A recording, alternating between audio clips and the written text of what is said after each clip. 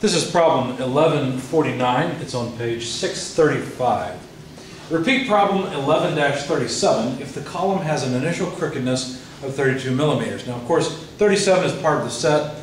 We've already solved it, and we have the results from it.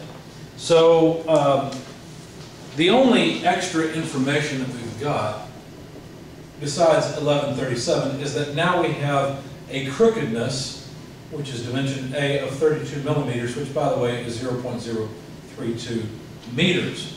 Now, remember we solved this problem using the AISC method, and we've got the load that we can put on it and so forth. If we go back, the equation we'll have to use is the equation for crookedness. Let me find it in the text. Here we go, crooked columns. So equation 1119 is the equation that we want to use. Now the equation looks like this. It says PA minus 1 over N SY times the cross-sectional area A plus 1 plus AC over R squared, where R is the radius of gyration, PCR, which is the critical load, times PA plus the yield strength times the cross-sectional area, PCR, divided by the square of the safety factor is equal to 0. Now it takes a little bit of algebra, but I think I showed you this in the lecture slides. You can actually solve for PA from this equation. Notice that it's a second order MPA equation. Anyway, I'll try to copy it down, and I hope I don't make a mistake along the line or along the way. I know the equation is correct. It's a long equation, and when equations become this long, this is the effective length squared, by the way. When the equations become this long, it's a good idea to put them into Excel, and don't just bang this out on your calculator. It's just not a good idea. You're very likely to make a mistake along the way, and it's much better to have the equations set up in Excel. And even in Excel, you can take some of these pieces and just make a cell that's one of these to make sure this is coming out right. And that's another good thing to do. Anyway, let me finish this equation. It's, as I said, fairly long. So E pi squared over the effective length squared plus the quantity, still under the square root, AC plus R squared. E pi squared over the effective length squared, and this term is squared. And finally, there we go, that's it. Okay, so it's a mess. Like I said, put this in Excel, don't torture yourself. So this is A times C, where A is the crookedness, C is the half height in the direction that it's going to buckle. And I'll post the spreadsheet I used, because what I did then is I just switched these two out. From problem 37, we already had PA, and what we're trying to do is find the safety factor if the column is initially crooked. So algebraically, hopefully you can see that you can just switch these two very easily. Okay? And notice the safety factor was in here, but it comes out in the solution. Okay? Now, PA from problem 37, this was 75 kilonewtons. The yield strength, well, this was ASTM A501, so the yield strength, which appears several places, is 248 megapascals.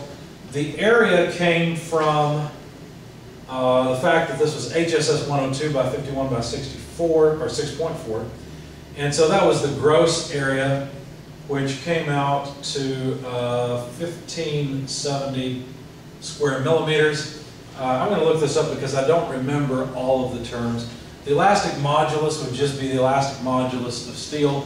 The effective length, I don't remember how this was set up. The effective length was, it ended up being 1 times 2.56. So I don't remember the pinning condition, but the effective length was 2.56 meters. I know that. Pi is a button on your calculator. E, let me give you that while I'm thinking of it.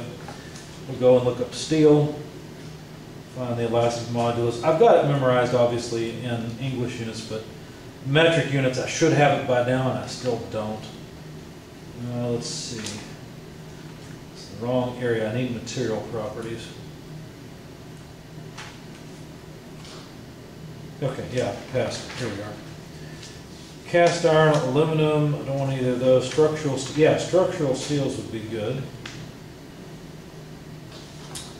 And I need the elastic modulus. Did they tell us? Yeah, they say the elastic modulus is 29 times 10 to the 6 psi, or 200 gigapascals. So it's a little different than the number you usually use just for regular steel. It's a little bit lower. So that's why I wanted to look that up. That's on page 717. So that gives us the elastic modulus. The radius of gyration, I can look that up. It's HSS. Let me jot that down. This is from problem 37. It was an HSS 102 by 51 by 6.4. Rectangular tubing, as I recall. So let's see. I know we looked it up for problem 37. Where's the tubing? I see I-beams. There it is. All right, HSS, structural steel, SI units is page 705. And the appropriate row, let's see, 10251, 6.4 is row JKL. It looks kind of like an I, but it's actually row L. So row L is where we will find the radius of gyration. That's where I found the gross area of 1570 square millimeters. So let's see, the radius of gyration, row L. Now, we need the minimum one, because that's the axis about which it would tend to buckle. So it looks like that would be RY. So this R would be 19.8 millimeters. And then A was given in the problem statement as, well, to be consistent, 0.032 meters. So let's make this, so 123.0198 meters. But then C, that should be the half height in the distance that it's going to buckle. And so that's going to be in the, excuse me, if our steel tubing looks like this, then what do these numbers mean? Well, 102 by 55, 102 millimeter by 55, and problem, I think that's the wall thickness, 6.4 if I remember right. Either that or it's weight per length or something. I don't remember. No, they do. There it is. It's shape. Okay. So these are all millimeters. So how is it going to buckle? Well, it's not going to buckle about this axis, right? It's not going to buckle that way. It's going to buckle this way because there's less material. So if I need the distance from that center line out to the outer edge, then I need half of the 51 essentially.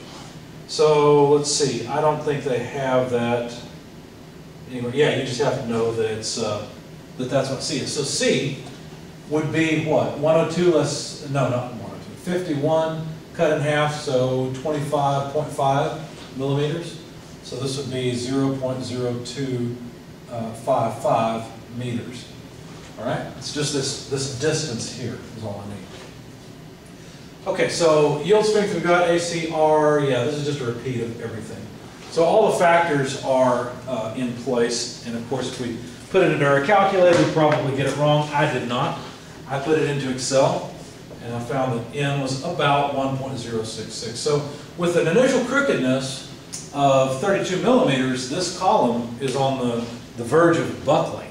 Right? It's very close. This is not a good crookedness. This is concerning, to say the least.